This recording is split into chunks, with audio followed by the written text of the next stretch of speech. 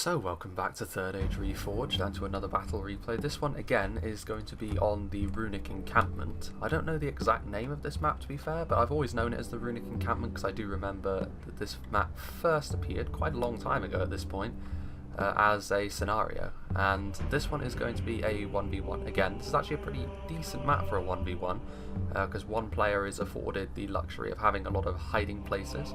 The other one, meanwhile, has obviously more open ground, but there are also some divots in the map, and it's a little bit more interesting than the likes of the grassy plain, so I'm glad to see it. And this one was sent to me by Baconfish302, and that is because this is going to be another showcase of his triple artillery build, which is not the sort of thing which should work, but we shall see. He almost won last time playing as Gondor against Lothlorien with it. This time, however, as I'm sure you've noticed, he is now playing as Arthedain, which as a faction are probably a little bit more conducive to this sort of thing, mainly because you can get away with having cheaper infantry on the whole and have it still be effective. The Arthedain Phalanx is one of the most well-known, cheap yet effective front lines that you can have, not really for its killing power, but just for its ability to hold. And when you're bringing 3 pieces of artillery with the best will in the world, you're investing enough to the point where your infantry is not going to be your primary damage dealer.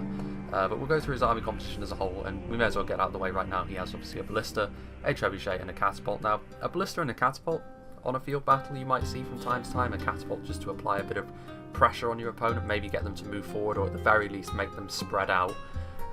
The ballista obviously can counter-snipe other artillery or try and snipe out individual units like Mumakil. But the trebuchet you hardly ever see on a field battle, and that is because it is wildly inaccurate and very expensive. You know, usually it's the mainstay of siege battles only, when armies are much more likely to blob up into a single position that the trebuchet can hit. The trebuchet does have a lot of range, of course, but range is not really going to be the most important thing on a field battle like this. Both armies are going to be within range of each other anyway. We see over here, this is not actually the general's unit, but he does have a unit of knights of Numinas. Obviously, knights, very, very good all-purpose cavalry. Arthedain, more so than Gondor, will be able to field a much more effective cavalry fighting force centered around a unit like this. And that's why I think that when you're going for something as crazy as triple artillery, Arthedain, in the game's current state, will probably be the safer bet. Obviously, the Knights of Numinas not the General's bodyguard either, so they can be used a little bit more freely. We've also got the Grey Company, which of course are mounted rangers. Now, they want to stay out of range of the enemy archers, if they can help it. But if they can get into the right position, obviously they can be absolutely devastating with their ranged firepower. You can see here, that's actually Aragorn. We've also got some Evendim archers here on the front line, as well as several units of Arthedain marksmen. Now, this obviously is another cheap but fairly effective skirmish fighting force, mainly just because of the volume of arrows that you're going to get downrange from both of these two units. Obviously the number of them is also pretty impressive, and the fact they're not overly expensive, which in the current meta of the game, cheap archers, generally speaking, are the way to go. That is going to be changing a little bit for 0.97. It's one of the things they are looking at to make the more expensive archers a little bit more attractive a proposition to bring. Then obviously the classic Arthedain Phalanx, the Arthedain Pikemen without the armour upgrades, as well as the Evendim Spearmen. Obviously not really going to kill a huge amount of units depending on who they're fighting against, but even so they will hold the line for long enough, presumably for the artillery and the archers to do the job they need. Now, there was another unit around here somewhere that I hope I don't miss. Nope, they're over here. So we have another unit of archers over here, the Wardens of the North. This is going to be the General's bodyguard unit. So again, this is one of the expensive archers, which is worth it quite a lot of the time, mainly because they are AP archers, so they can snipe out individual units, particularly of heavy cavalry like knights, very, very nicely. They aren't quite as reliant on that as Dale and their Blackshot Dragonslayers, as I've said in the past, but they still offer something very, very similar, and obviously in melee, they are also not the easiest unit to bring down either. Then we've also got a unit of Fornoster Rain Knights, so these obviously are just lancers, not as tough or as strong as the Knights of Numinas really in any way. They do offer a little bit more cavalry pressure for Baconfish here as the battle goes on. We've also got some Dunedain Scouts. Again, these are not as good as the Grey Company either, but they do still offer you a pretty decent horse skirmisher, some pretty decent horse skirmisher pressure, which for Arthedain, considering how varying their cavalry can be, they've got a good cavalry sort of lineup here today, so they've invested a fair amount into their cavalry as well as their artillery, which obviously does mean they're going to be pretty thin on the ground with their infantry, but we'll see what their opponent does for this. And we've also got some Banderbrass archers as well, which is interesting. They have some decent damage. Obviously, you know, they are hobbits, so they have certain weaknesses in in melee, but then that goes for pretty much all of Arthedain's archers except the ones at the north here today. Band of Brass archers obviously here out on the flank, hiding, waiting for their opportunity. Now, I do not believe that we're going to be able to see a huge amount of the red team's units, but they are Umbar, and it is going to be Corrigan once again. So again, we see Corrigan playing on this map. I would be very surprised if he didn't employ the same strategy as he has done before with his sort of layered approach, but honestly, I don't think that's going to work. Well, I don't think Baconfish is going to be drawn in at all. His infantry is certainly not going to want to move into the trees. He is instead going to be quite content, I think, to just bombard Corrigan from afar. And that's where the layers could come back to bite him a little bit. We'll see. He's got some Belagire archers that we can see. We can also see that he's got some Naranara Royal Guard, obviously a very strong individual archer unit. But without further ado, let us begin. I don't know if I'm going to have to make a little cut here. This is obviously quite a long fight. 37,000 frames, so I imagine there is probably going to be a cut at some point in the battle. Obviously this is the sort of numbers that you traditionally expect to see in a scenario battle even, not just a regular siege. We can see actually that the Arthedain marksmen are getting into range already, and considering the fact that they only have really one unit to aim at here, this isn't going to be the most difficult of tasks to bring these guys down. You can actually see that there are some other Belagire archers on the other side.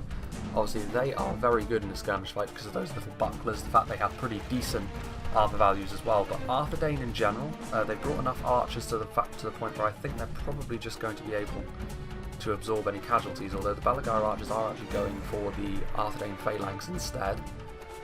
But the Evendim spears, if they get out in front, will be taking the majority of those casualties. And I'm not sure whether excuse me, I hope I'm not losing my voice. And interestingly enough, I'm not sure whether Corrigan would have wanted this. We've seen in the past two battles where he has tried pretty much this exact strategy, at least I assume it is, all of his units are hidden. The fact that his opponents have always attacked into him, which is what he has wanted, but in this situation, Baconfish does not have the tools to attack into him. His infantry is all very defensive in nature, and he has a lot of skirmishers, so he can't really afford to be too recklessly aggressive. Now, he does have a lot of good cavalry, of course, to the point where he probably outclasses Umbar's cavalry. The Umbar might not even have any wardens up north, but the cavalry cannot just go blindly charging into the trees. Umbar have got a lot of tools that can deal with cavalry, including crossbow corsairs, halberds, pikes, anything you could possibly want. Obviously we've got some Abrazani Nadubawi over here as well though, which of course are a very effective skirmisher unit. One of the more expensive archers, which is actually worth it, purely because they do have a good shield value, very nice archer values as well, very similar to the Bardian marksman from Dale. And you can see there that the fire arrow is starting to flow into the Arthedain lines, but honestly, Arthedain won't mind too much. They haven't taken that many casualties on their front line, and their front line is only here to hold the line anyway. And the longer this skirmish fight goes on, I have a feeling that Arthedain will be the happier with how things have gone initially here. The Band of Brass archers coming in from the flank. Belagire just haven't taken too many casualties, to be fair. And obviously, even if Arthedain expend all of their foot skirmisher ammunition, they can then just use them as fodder to help hold the front line. And then, they also have their horse archers, including the Mighty Grey Company. So Corrigan does have to be careful here, because if he expends too much of his ammunition, he will have no answer to the Grey Company. And I think this battle is going to be a slow but sure process of Baconfish trying to smoke Corrigan out of the trees. In particular, the artillery will probably be a late game feature in this one. Unlike the last battle, we saw the triple artillery, which was very quick because Lothlorien took matters into their own hands and moved forward quite rapidly, and they were ultimately rewarded for that. I don't believe either player here has got the composition to do that. And I don't think... Well, there we can see some artillery hits coming in. I think that was a catapult hit. That's not going to do huge amounts of damage, to be fair. Oh no, that's a Trebuchet here. Here comes the artillery. Some good solid hits there, and this is obviously going to more rapidly bring this fight into Arthedain's favour. But you can also see just how well the Nadubawi can stand up to this pretty sustained pressure from all these archers. Now, none of the archers they're facing are particularly high quality. You can see that, for the most part, most of them are staying on their feet through this Withering Arrow storm. Definitely a very good unit here from Umbar. And hopefully when the lower tier archers get their fangs clipped a little bit, and they're made a little bit less cost effective all around, units like the Nadu Bioweep will get the respect they truly deserve. Because as it stands, obviously you can just bring several units of standard Goblin Archers. It's very odd, in the current build of the game, the standard Goblin Archers are stronger than the heavy Goblin Archers, even though they are cheaper and technically worse. Just because there are more of them, they are better. Very strange indeed. You can see the Balagai footmen here. There was a bit of cavalry pressure coming out from the side there. The Fornoster Knights preparing to move in, but ultimately warded off by the spear pressure. Now, however, the Balagai archers have had their attention diverted. You can see here the Ballista also moving in. Again, just getting some grazing hits on the Nadu Bioweep, and eventually all of this damage is going to tell. Baconfish does need to be a little careful, however. He's just poking away at these lines with his artillery fire. He's not using all of his ammunition. He's just using enough of it to make sure that he has the upper hand in the skirmish fight. I'm interested to see, actually. You can see that some of these Arthedain marksmen have fallen. And the Arthedain Phalanx is still doing just fine for the most part.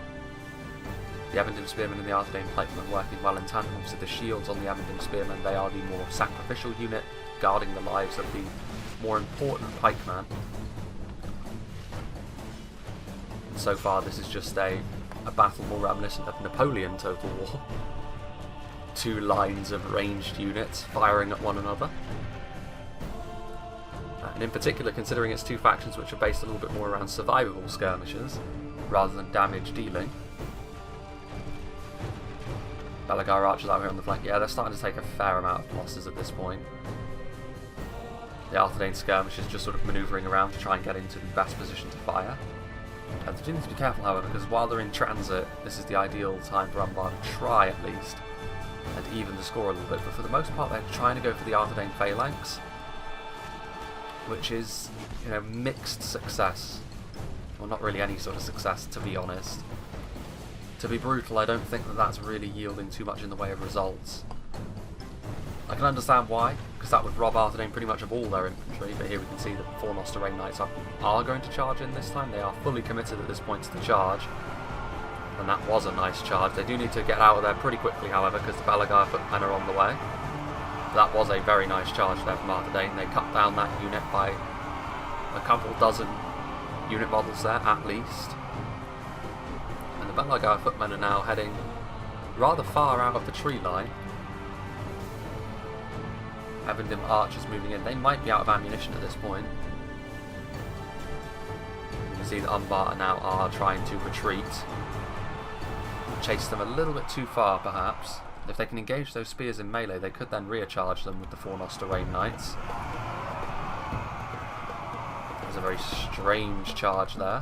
The skirmish fight is continuing along all other facets of the line. But if Arthedain are going to take advantage of this, they need to use their cavalry quickly, because the Balagai footmen are not the biggest damage dealers in melee, but the Evendim archers are certainly no melee powerhouse. But they are just being used as a distraction, and they are going after yet more of Umbar's skirmishers. Not quite as devastating a charge, because they went into the thin bit of their formation. Only 5 or 6 of them fell in that charge, but they should get another bite of the cherry here, as some of Arthedain's fire ammunition flows in.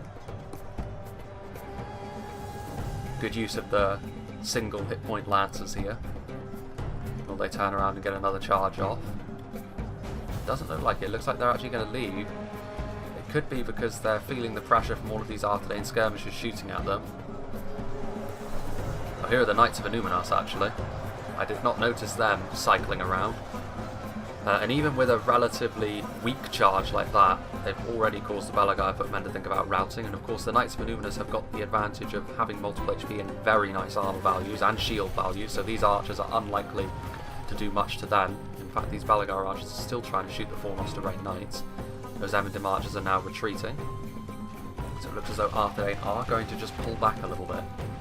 Let things settle. let the dust settle.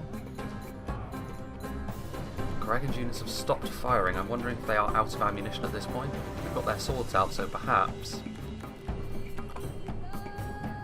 There is the Trebuchet. Going after something, going after the Naruna Aru Royal Guard. You can see how wildly inaccurate the Trebuchet is. It's got very nice range, so the Naruna Aru Royal Guard are not safe even all the way back here. But it's very unlikely they will hit. If they do, however, obviously that could be the end of our Pharazon.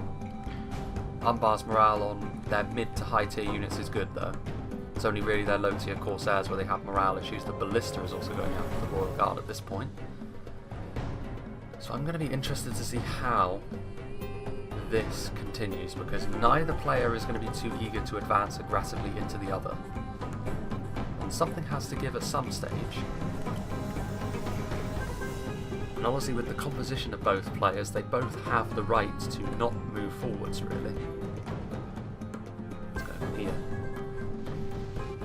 The Ballista's shooting right along the line of these Balagai footmen here, who have taken a bit of a beating at this point from artillery and knights.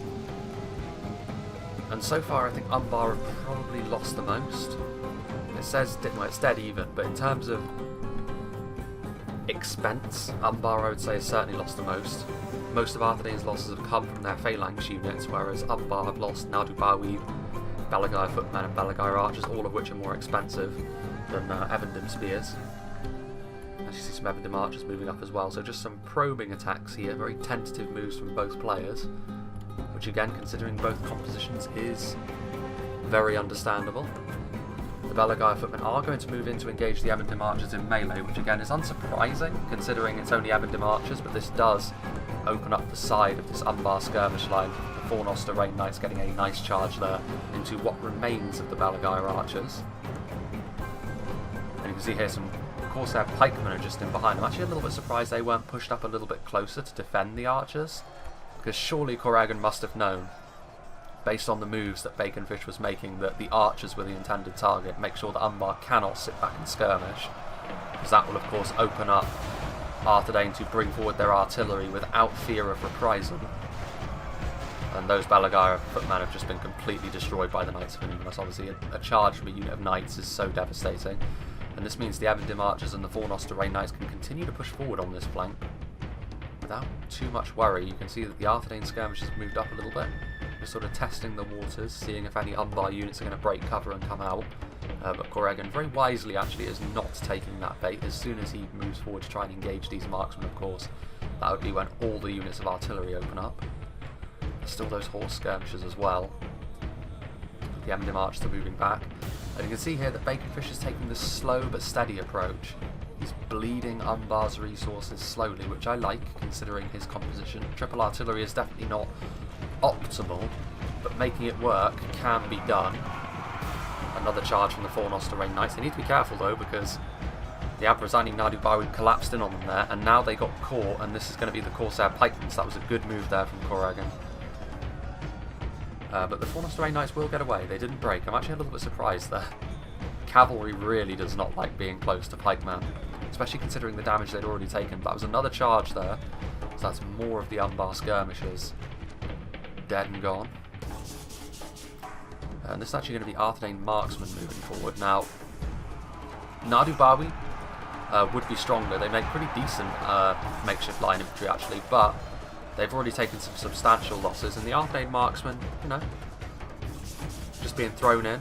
I think they were just there to try and distract these units. I mean, if I was Baconfish, I definitely wouldn't try charging in at this point, because the Corsair pikemen are now in close attendance.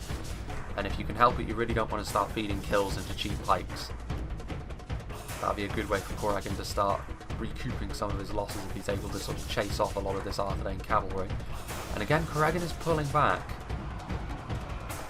leaving these Abrazani Nadubawi to their fate. Another charge there from the Fornoster Rain Knights, and you can tell that Corrigan is very eager for Baconfish to advance into the tree line. But Baconfish is all too happy here to pick off these scraps that are being left behind, just taking away his resources slowly but surely.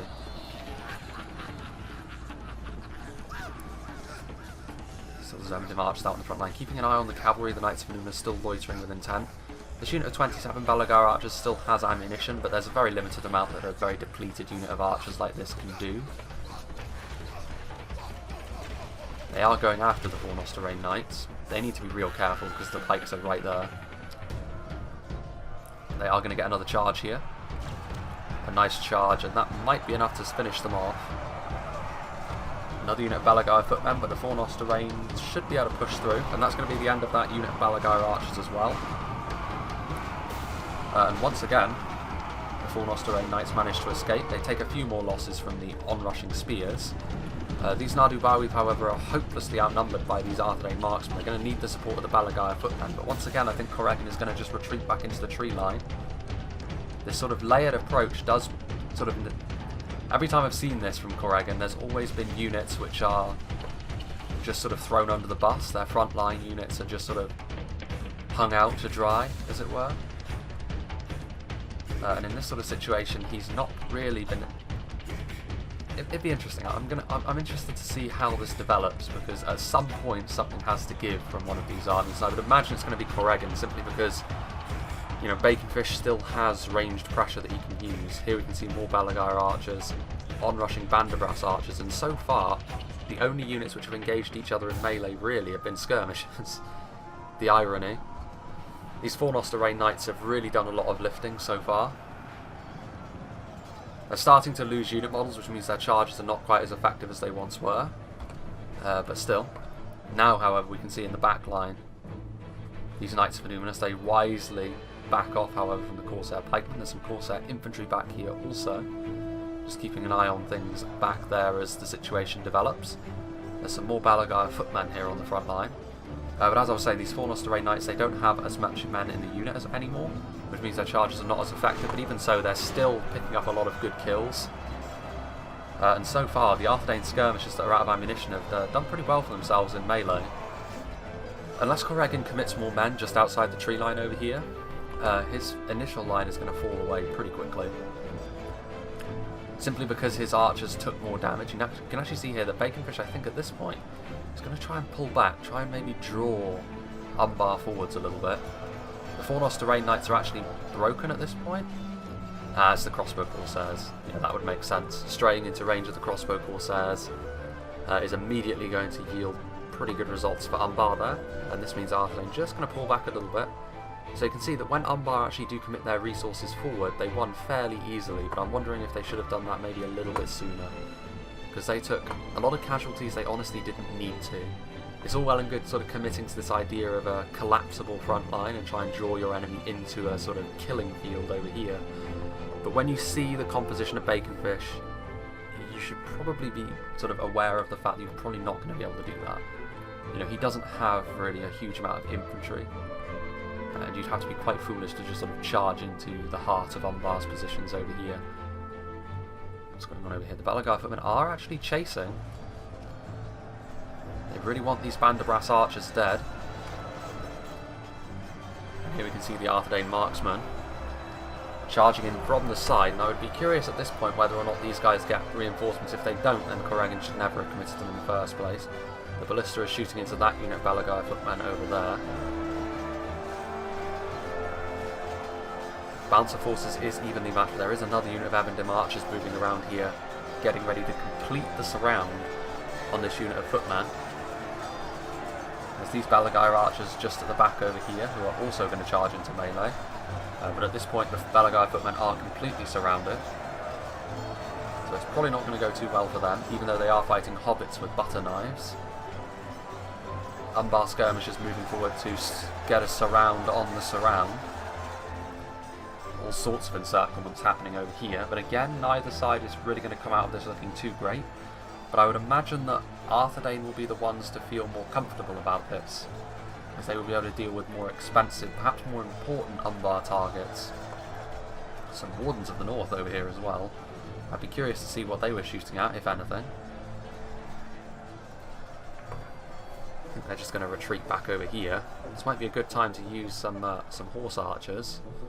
Where are the horse archers, actually? There's the Grey Company. Here come the Dunedain Scouts.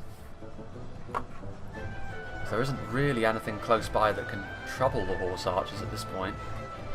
A lot of the Umbar skirmishers have used up their ammo. They do have the crossbow corsairs, of course, but their range means they won't want to get anywhere near composite bow units. Ones of the north getting into a position where they can fire, but at what? Point blank into the Balagar archer, and that is immediately going to do pretty nasty damage.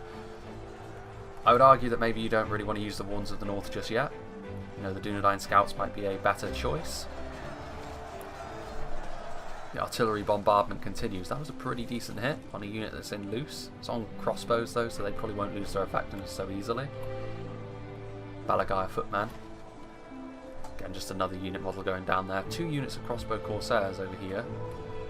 Are the crossbow corsairs in range of the Warns of the North? If they are, then Arthedain needs to evacuate quickly. Another volley into the Balagar archers. They are. So these Warns of the North need to leave the area immediately. Otherwise they will be in some pretty substantial trouble. But it does look as though Bakerfish is going to retreat them. You can see here the Dunedain Scouts shooting into these Umbar units. Interestingly enough, the addition of these Abrazani Nadubawi was enough to kill off the Arthedain marksmen. So now it's just Bandabras archers and Evendim archers, slowly but surely grinding one another into submission. You can see the Dunedain Scouts also now starting to target the crossbow corsairs, and a lot of nice damage being done there. I think the Warns of the North actually also shooting at them, some artillery as well. Crossbow corsairs do represent a pretty substantial threat, as we've seen in the past. But in this situation I'm not so sure. Just the addition of these horse archers that Arthedain have and are targeting them down now, I don't know whether Umbar has too much of an answer to that. And I think it's only going to be a matter of time before results start to be had by Arthedain. Getting a hit on the crossbow, the Corsair pikemen rather than the crossbow corsairs. Good kills all around. Not devastating from the artillery, and you have to imagine that eventually the artillery going to run out of ammunition, and at that point there will be, you know, that's a lot of money that's been spent on the artillery, and it's arguable whether it's been paid for yet. While over here, Umbar actually slowly but surely going to achieve victory over here. Again, it was against nothing but basic Arthedain skirmishers. And you can see over here actually that another unit of Arthedain marksmen, 56 more men coming forward, to perhaps try and take a few more men from Umbar's total count. The Dunedain Scouts getting into the side now, and actually this is causing a bit of wavering, a bit of breaking now for a very depleted unit, but that might be the sort of thing to turn this fight around in addition to those additional marksmen. Abrazani already shaken, so that has turned the fight around. Liberal application there of the Dunedain Scouts, but the Dunedain Scouts are also in range of something that's shooting them. Is that the crossbows? Nope, it's the Naruna Ari Royal Guard. So they do still have their General's unit Umbar that can be used to try and zone out these horse archers. That is only one unit, of course. Enough to break that Umbar line, however, so again another small victory here for Arthedain. Over here, meanwhile, Arthedain very content to just sort of take the slow and steady approach. This is what happens when you have two players who are very eager to play more defensively. Corrigan was very keen to use the same sort of layered tactic within the trees, hidden, sort of leaving units in ambush, as we've seen twice before now. And Bakerfish obviously eager to use his artillery on the more open ground, perhaps. Neither player eager to give the other what they want, but I think Arthedain have had the better of it so far, purely because Umbar have lost units which are a little bit stronger.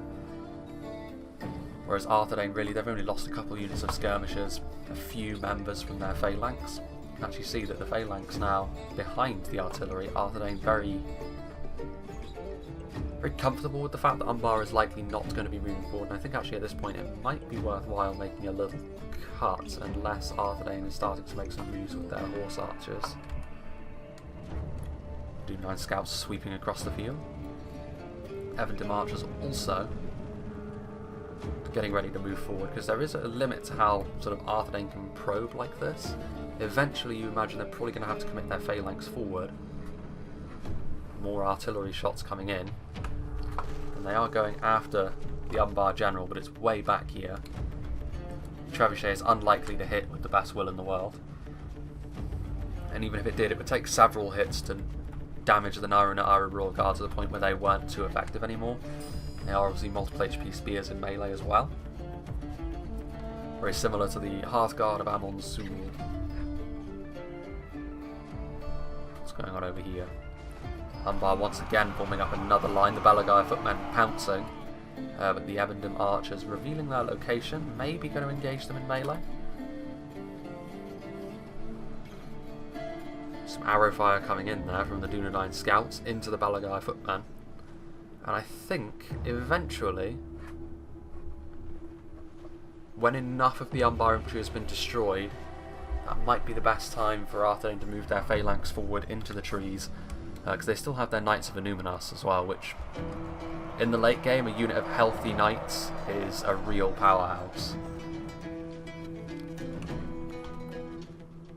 You can see that Baconfish really wants Corrigan to come out of the trees, but at this point in the battle, it's fairly obvious that that is not going to happen. And there they go, hiding immediately. Obviously, this is the perhaps the frustrating thing on this map if you find yourself on the open plains section of it. Obviously your opponent has access to all of this ground where he can hide all of his units, and that can make it very difficult to move forward, especially when your opponent does not want to leave those trees. Here we can see some Corsair pikemen, some Naru Na'aru Royal Guard moving out to the flank. Here we can see some Arthedain marksmen. This might be a little bit gung-ho from Baconfish. I doubt these units are going to respond too well to any sort of melee engagement. I'm very surprised that these Corsair pikemen are not moving forward to assist. I'm also quite surprised, honestly, that Baconfish is not targeting the Corsair pikemen in any way, because they would respond really poorly to Dunedain scout fire.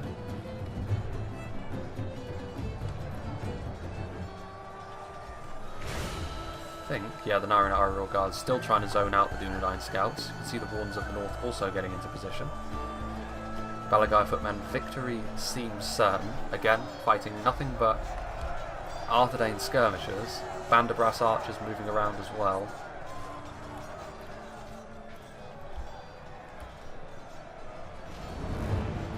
I would imagine these Arthedainians are probably going to break. Ebendim archers certainly not really designed for sustained melee combat.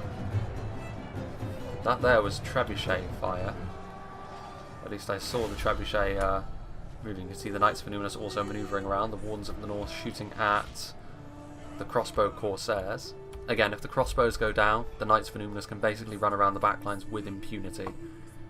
Even under fire from the Naru Na'aru Royal Guard, a decent archer in quality, they won't be too concerned with that. Knights of Illuminus incredibly durable. This little frontline fight still ongoing. The Umbar are slowly but surely winning. Arthedain, however, are picking their targets, and for now that is the crossbow Corsairs. That shot went hideously long there from the Trebuchet. Oh, hello. I can hear the catapult as well. I'm not really sure what they're going for. I guess they're going for the general. They only managed to knock one over there, though. Crossbow Corsairs continuing to take a bit of a beating from range, obviously very much the glass cannons. The Dunedain scouts not really in as healthy a condition as they used to be, but there's still the Grey Company back there. And the longer this fight goes on, of course, the more ammunition that Umbar is having to expend just to sort of maintain their current state. And that, I think, is the main problem that Umbar have here. Arthedain are conserving important units like the Knights of Illuminus and the Grey Company for the late game. And that is a point where I don't know if Umbar are really going to have any answer to that. We're actually starting to land some hits on the Naru Na'aru Royal Guard at this point. Several bodies now lying here. They didn't manage to snipe out the general, but even so, taking away a few more elite unit models is always a good thing. The Corsair infantry are now moving forwards. still a pretty long way in this battle to go just yet, because we're not even to the point where the armies have expended half of each other's troops. Some sort of melee engagement, full-scale infantry engagement would probably have to happen at some point.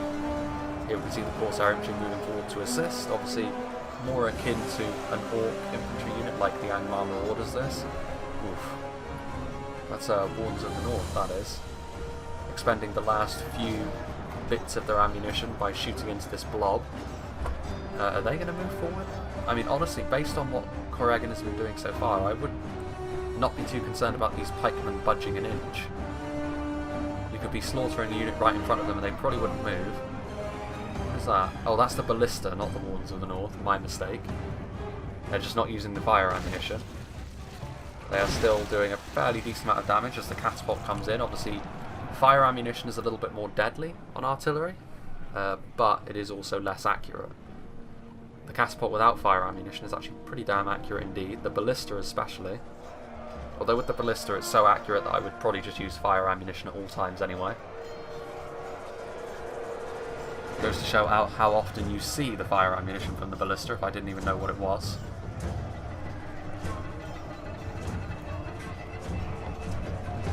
There was some more ammunition there from the crossbow Corsairs. Band of Brass Archers did return from routing. The Junior Line Scouts still shooting into the crossbow Corsairs. A few more unit models die each time. A bit more ammunition is expanded each time as well. What are these Corsairs fighting even? Oh, it's the Band of Brass Archers. The unit's just all stretched. There are the Belagaya footmen. Whatever happened to the knights? Now there they are, lurking in the trees.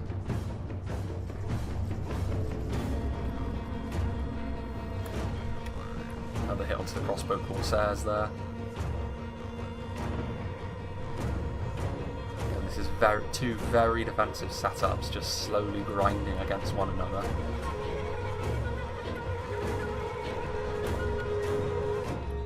What do we got here? So yeah, you can see that Arthedain have pulled ahead.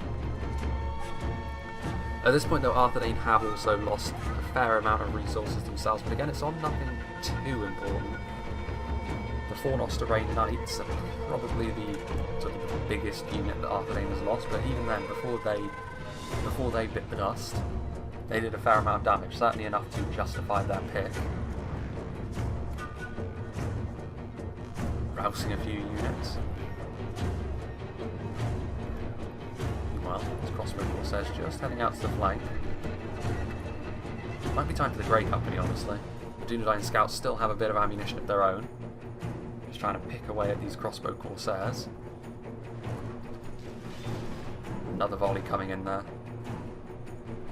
You can see that they were trying to go for the Knights of Numinous, and actually based on the fact that there are 3 less unit models, they were somewhat successful in that. Certainly Baconfish doesn't want to lose his Knights of Numinous. In the late game they pretty much are the key to his victory, I think. Artillery shots also coming in. Likewise though, Corrigan can't really afford to lose his crossbow Corsairs like this. They're just sort of out on their own, though they are now hidden. So I think the question now is, what's going to happen next? Still artillery just taking pot shots. Although to be fair, if I was Baconfish I probably wouldn't bother. Corrigan could very easily just sort of strafe backwards and forwards and waste the artillery's ammunition. There is some Narunaaru sentinels back here, which they're no pushovers. We've seen them be very effective in the past. It's not even as if cavalry can deal with them too easily, but obviously the Grey Company could. You know, their body piercing is going to be very, very good, obviously. You can see the Knights of Numinous starting to menace the line. I was thinking about making a cut again there. But as soon as I do, Baconfish once again starts to sally forwards again. There is some Narunaaru Royal Guard. What are the Knights of Numinous going to go for? No, they're pulling back. They pull back under threat of the crossbows. Another artillery hit there. The Dunedain Scouts, are they out of ammunition at this point? I think they probably are. They've been firing for quite some time. And they do charge in. Obviously they are horse archers, so their charge is honestly pretty poor. But even so, they do still deal a pretty hefty amount of damage there. And they managed to live.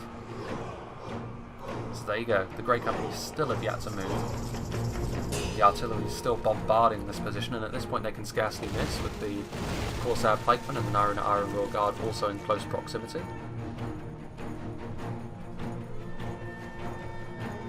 Balagai footmen maybe overextending themselves a little bit.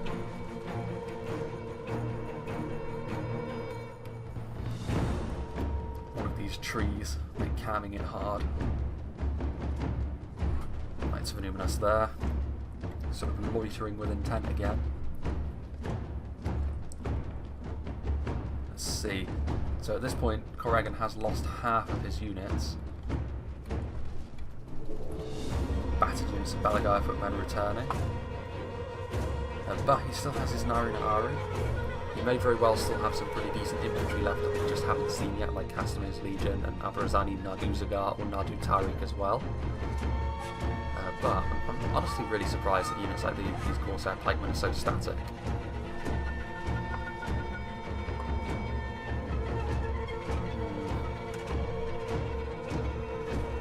Okay, I think... What's this ballista firing at? Nothing at the moment. Okay, so now it's time for a cut, because at this point Corrigan is sort of retreating. Yeah, hang on a minute. Bit of an engagement happening over here. Well, I say that, the last Dunedain scout has just been hunted down by these peripheral units of spears. So yeah, now I think is the time for a cut while both players sort of decide how they want to handle this, because I think it's fairly obvious at this point that neither player wants to be the first one to move forward. The Phalanx is moving up now though, so maybe now is the time. Maybe Baconfish is deciding to throw caution to the wind and just advance. I think he can do it. I think, you know, at this point he has shaved enough resources off, and Corrigan, if he goes for the layered defence, the Phalanx should be just fine on the front line. Like, Corsair Infantry and Corsair Pikemen is... You know, the Corsair Pikes are just not quite as strong as the Arthanane Pikemen, I don't believe. They do have a few more unit models though, I don't know. It's going to be dicey, but I don't think there's really much choice at this point. I mean, Corrigan has sort of laid his intent out, he is not going to move forward. But then, you know, it's understandable why Corrigan is not moving forward. I mean, he knows the Knights of Illuminus are there. If he moves out into the open, he's going to put himself at the full mercy of Arthadane's artillery and to the Knights. Pretty much the two main strengths of Baconfish's army, so I can see why Corrigan is trying to deny him that. Trebuchet, point blank shot there into the Corsair infantry, bisecting the unit there. A nice hit. There's also the ballista. Obviously, the downside of Corrigan being so defensive is the fact that this artillery is just out in the open without any sort of protection. And yet, Umbar are refusing to move forwards to engage them. It's the downside to playing like this. You can see the Trebuchet is just sort of firing again, point blank, dealing yet more damage to this Corsair infantry. There's a limit to how much damage here Umbar can afford to take.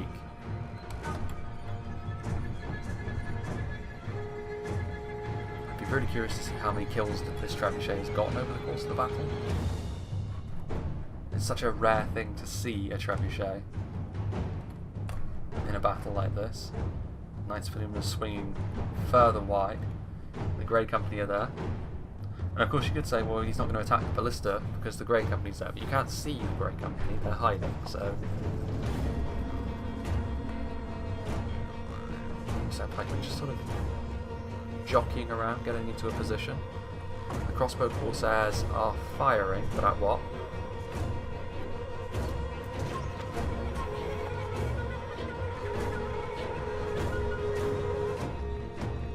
Oh, there goes a ballista shot.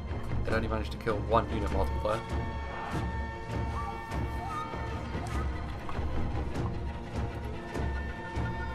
It's a lot of Corsair pikemen which could be moving forwards, or they could just be sort of posturing up in front of Arthadane's lines, which indeed they are. Ridiculous of me to think that there would be any sort of aggressive play going on. Meanwhile, here's a bit of a battle of the Titans. There were some Numenorian Lancers from Corrigan hidden all the way back here, but in this particular fight they're going to find themselves completely outmatched by the Knights of the Numenors.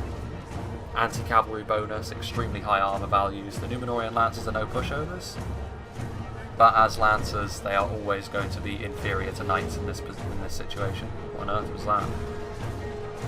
The Grey Company are coming in, but honestly the Grey Company don't need to come in. In fact, they're probably going to do more damage than good. With their body-piercing projectiles, they'll do more friendly fire. And this is a situation in which the Knights of Anubis are going to easily win. And this is another potential banana peel that Arthedain have diffused. Very good news for them indeed. The Nara and Ira Sentinels moving forward. The other unit of crossbow Corsairs also moving up. They've taken damage throughout the fight, but they're still alive, and obviously crossbows tend to keep their effectiveness a bit better than archers when they take losses. So this is just the excuse they need to start picking away at Arthedain's lines, but I think honestly there go the Numenorian Lancers trying to run. But this is the point where things could start to get real dicey for Umbar. This is a ballsy move from Arthedain because the pikes are here.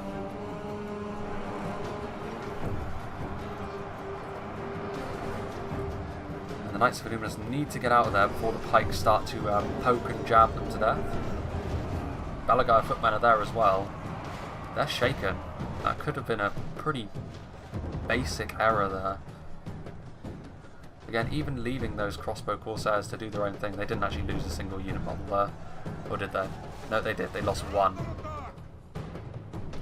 One unit model, and also they blobbed up all of those Corsairs for the Grey Company to start firing into them. And now this body piercing is going to go to town on these very lightly armoured Corsairs, taking away yet more of Umbar's manpower, although they do need to be careful. Arthedain need to take note of the fact that there are those Naru Sentinels, which are still going to be a factor. We're finally going to be getting closer towards the final 10,000 frames.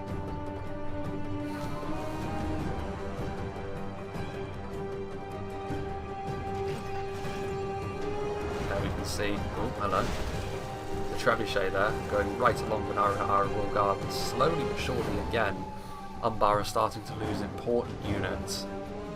Just having their strength slowly bled away from them. Oh, that was very close to the general. There's the Sentinels. Again, a bit of a lull in proceedings after that spike of action. The crossbow Corsairs still trying to get as much damage done as they possibly can.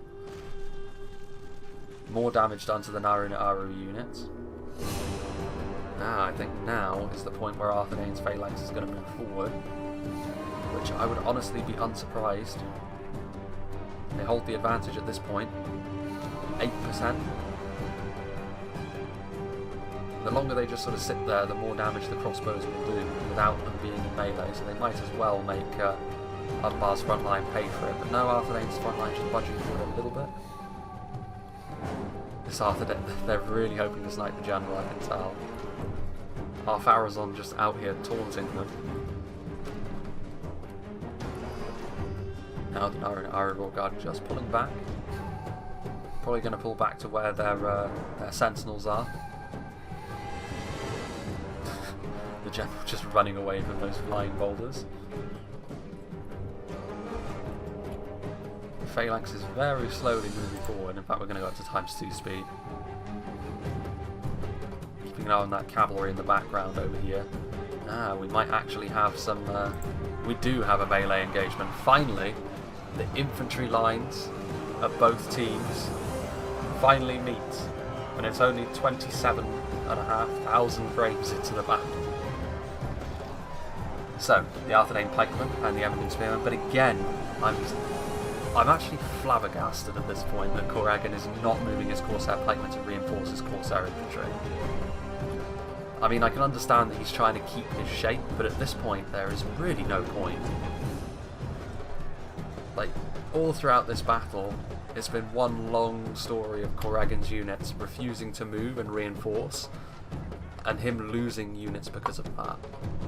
And Arthedain has used that to their advantage. They very slowly, very surely whittled away at Umbar's strength.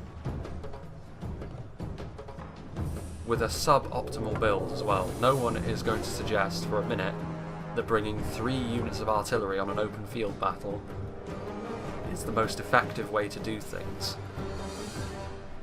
But Umbar here have allowed Arthedain more often than not to get cost efficiency where really they shouldn't have been allowed to.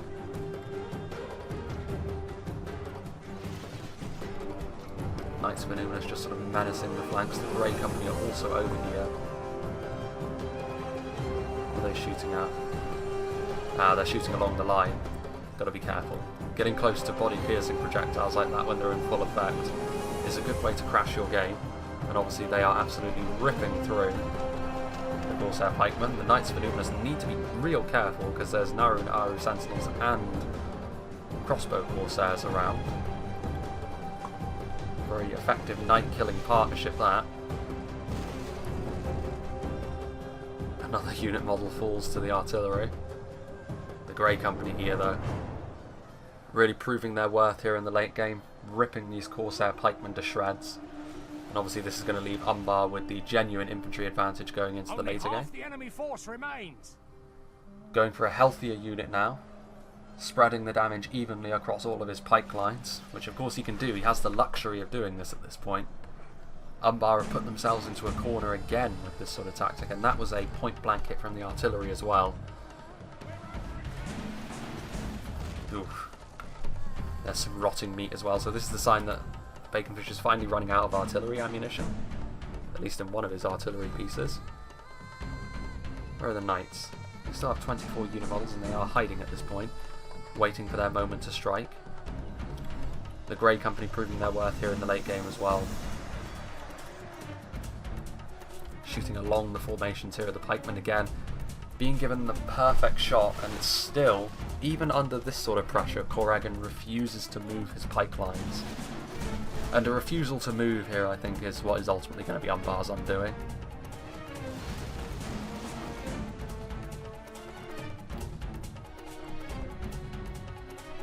This portion of the Arthedain phalanx still hasn't engaged. Over here, meanwhile, the damage is being done. The Emendim spearmen and the Arthedain pikemen working in tandem very nicely, slowly pushing their way through what remains of the Umbar front line. A frontal charge into the Corsair pikemen from the Knights of Anuminous, that is bold. It does some damage, but they need to leave, because in particular the Naru and Aru Sentinels are going to do horrendous damage. And the crossbows. They did do a decent amount of charge damage there, though. Couple more. Well, actually, that was where the Numenorian Lancers were, wasn't it? So another good target taken down there. Where did the Grey Company go to?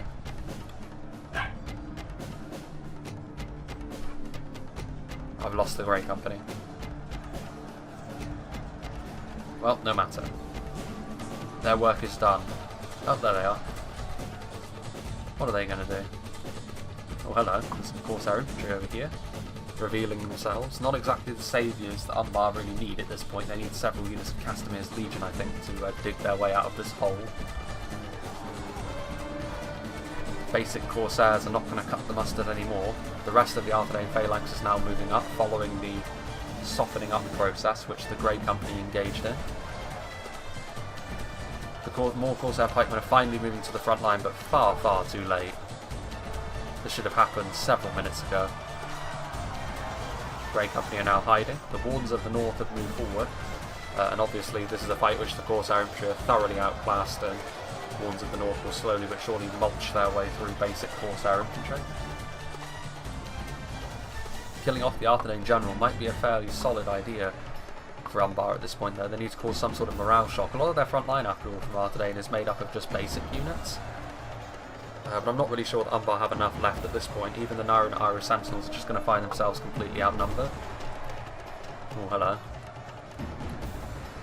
Well, that's interesting. That is a unit which I honestly cannot believe has not been committed sooner. I cannot believe that the Warlords of Umbar have not moved up until this point.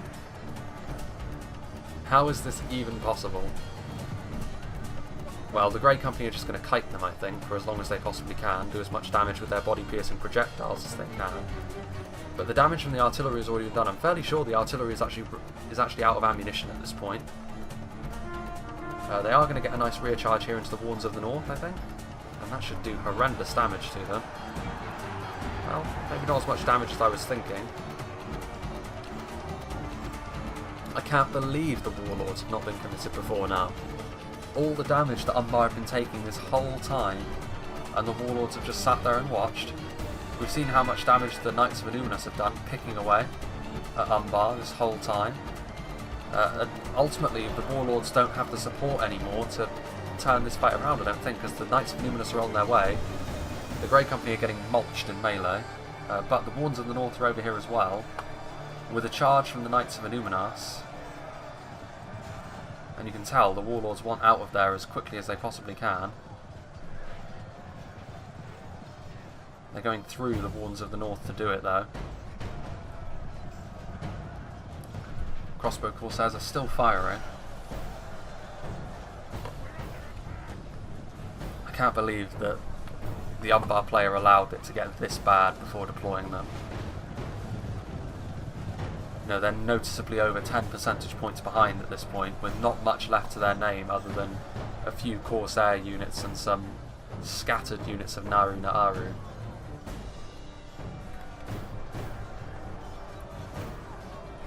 And even if they do manage to sort of beat Arthedain's cavalry, it will be at a price, and then the rest of Arthedain's infantry is made up pretty much entirely of anti-cavalry units. And you can see now the crossbows have no longer got any protection as the Arthedain phalanx continues its inexorable advance forwards. I think Umbar are out of options and out of ideas at this point. The Warlords are going to charge in, but they're going to charge into the front of the Arthedain phalanx. That's exactly where Arthedain want them. And you can see already the Warlords... No. Oh, well, I was going to say don't retreat, but the Avondale Spearmen actually routed in the face of that. That's unfortunate. They should come back. There's enough of them to come back. Might be the support of the crossbows as well. Whatever happened to the Knights of Illuminus? Ah, here they are. The Arthedain General is over here, the Wardens of the North. The Knights of Illuminus charging in. I would certainly back Arthedain here. The support from the Wardens of the North on foot. The Knights of Illuminus in general I think are just tougher than the Warlords as well. Obviously it'd be a close run thing. All of the Knights are really very, very good, but the Knights of Illuminus sort of stand out a little bit because of how durable they really are.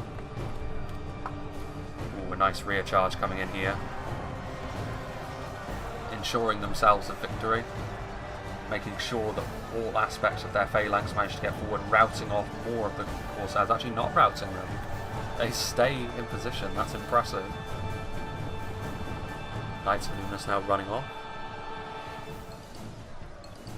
The Warlords still in fairly decent shape. 19 of them in all. How many Knights of Illuminus do we have? 14. It's all of the pikes, I think, which are the real thing. And you would imagine here that the Umbar General is seconds away from oblivion. Wherever he may be. He's around here somewhere.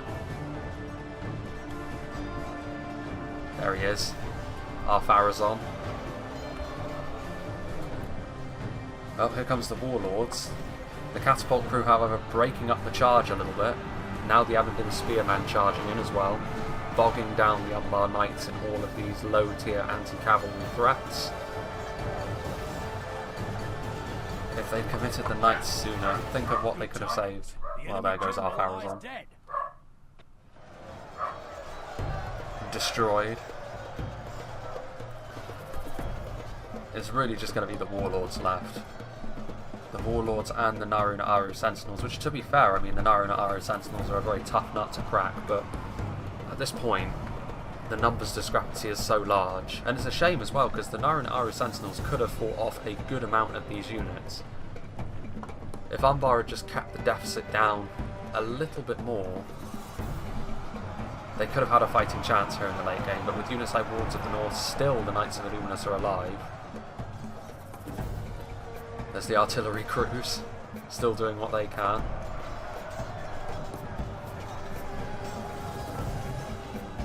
Corsair pikemen are bracing. More Warlords are falling every time they charge into these pikes at this point. They are routing some of these lower tier units though. Yeah, and the Wardens of the North, when they charge into the rear of these Naru Na'aru Sentinels, it's going to be bad news for them.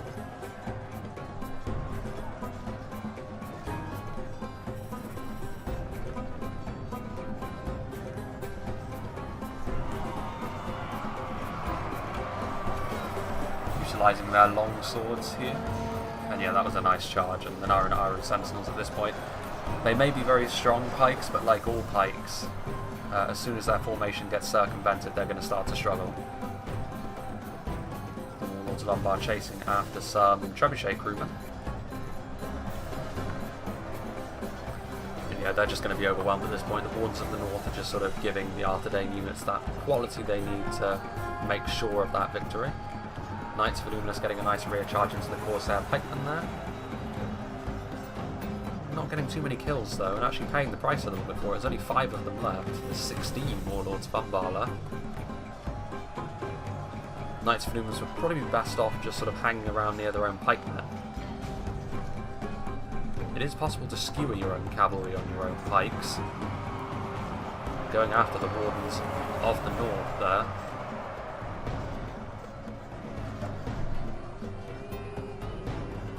Still some Trebuchet crewmen. I think finally these Corsair pikemen are going to bite the dust.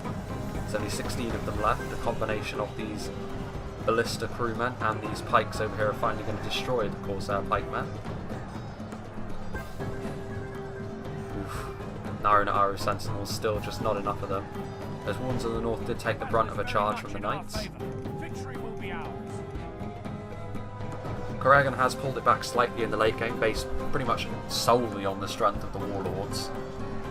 There go the Knights of Illuminus as well. Victory for this little pocket of Arthedain troops over here. And at this point,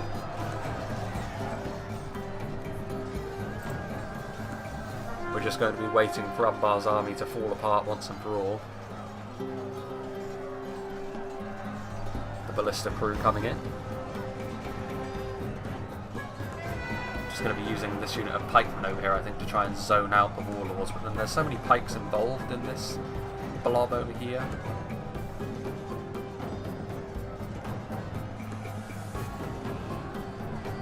Yeah, the Naru Sentinels taking too many losses here.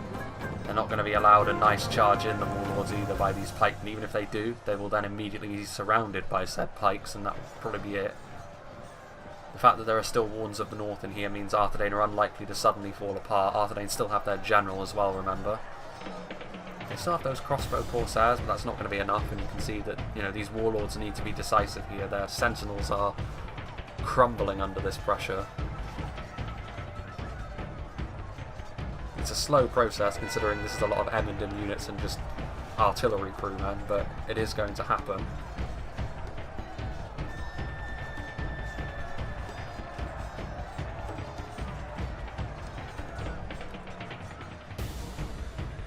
Well, they do finally charge in, but just too late. Just when they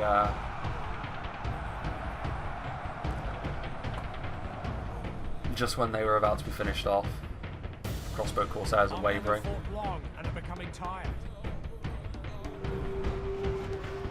think this is probably going to be the end. The Warlords are going to take losses every time they charge in here. Crossbow Corsairs are probably going to rout. They do. And the Warlords taking a lot of damage from the pikeman. Here comes the ballista crew. Yeah, there we go. The Warlords of Umbar destroyed. Our soldiers have fought and died well today. In the end, that proved to be closer than really it had any right to be. I think if Corrigan had been more decisive, if he really should have moved some of his units to support his other units far sooner. The cavalry in particular, like maybe leave the Numenorean Lancers at the back for the end, sure, when you can rear charge and obviously get that nice charge bonus from pure Lancers off. But the Warlords, like leaving them till the end when the damage had already been done is a criminal mistake, quite frankly. And I feel as though that is really the weakness of this particular strategy which he seems to use. Particularly, well, on this map anyway. Obviously it wouldn't really work on other maps where you don't have the luxury of hiding in the trees. But, yeah, I mean, I feel as though you need to be prepared to commit a few more units. I can certainly understand not wanting to advance into Baconfish's army, because that is exactly what he would have wanted with the triple artillery. But having said that, Baconfish didn't really need to use his triple artillery to its full extent, and he still won as a result of the passivity. So, yeah, let's see what did the damage though for Baconfish, and obviously the Wardens of the North doing very, very well for themselves. 312 kills on the Grey Company. I feel as though they were used very well. The point of the battle they were deployed in, they were allowed to be used well by the fact that Umbar did not sort of challenge them in any way. They'd already used up their own skirmishers for the most part, and then they didn't use their own cavalry, which is a shame. But the Grey Company doing huge damage to the Corsair-based front line that Corrigan was left with in the end. A lot of units getting over 100 kills though. Only a few units of pikemen not doing so. And obviously down here we've also got the Avendim Spears, which are never really going to get the most kills anyway. The 3 units of artillery doing okay. The Catapult doing the least. The Ballista doing the most. So it does go to show that the cheapest artillery here is actually the most effective. But still, the artillery all worked pretty well in tandem, I think. So yeah, that was the triple artillery. It was a very long 1v1 field battle. Might be the longest 1v1 that I've shown. It's possible. I don't know. There's quite a lot to choose from at this point. But yeah, obviously, I hope you enjoyed this. I hope you enjoyed seeing the triple artillery win a battle. Thank you to Baconfish for sending this one in. And I don't know what will be next. I think the one before this is likely to be the one that I record next, weirdly enough. So before this one, if all goes well, you should be seeing sort of well, you should have seen an Umbar siege against Gondor. As for what is after this, I'm not really sure. But regardless, I hope you enjoyed this, and I hope you'll join me for whatever is next.